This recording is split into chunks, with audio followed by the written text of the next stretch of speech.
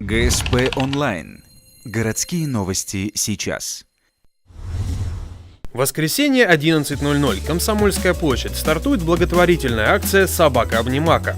Идея события с необычным названием возникла спонтанно. К сотрудникам приюта бездомных животных с предложением обратились заводчики хасок, а затем вместе решили, почему бы и нет.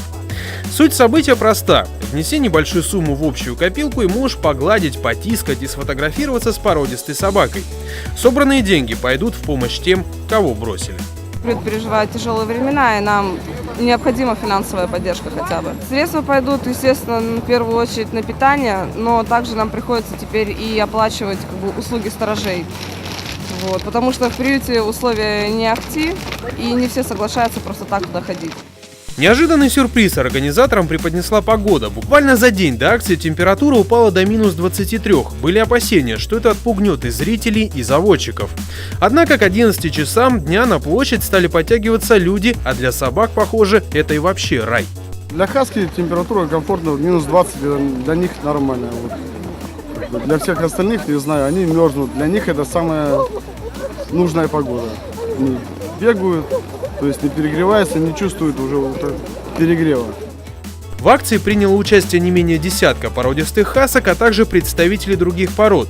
Среди зрителей много маленьких детей, но, как утверждают заводчики, никакой опасности нет.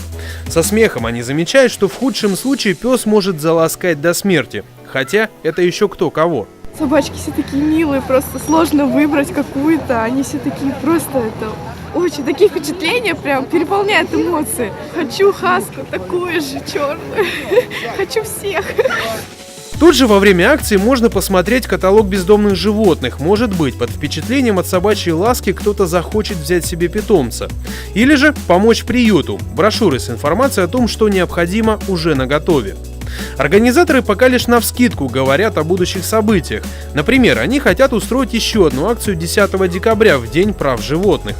А кроме того, обратить внимание людей на пользу вегетарианства. Делай добро и не ешь мясо. Недорогой рецепт ежедневного позитива.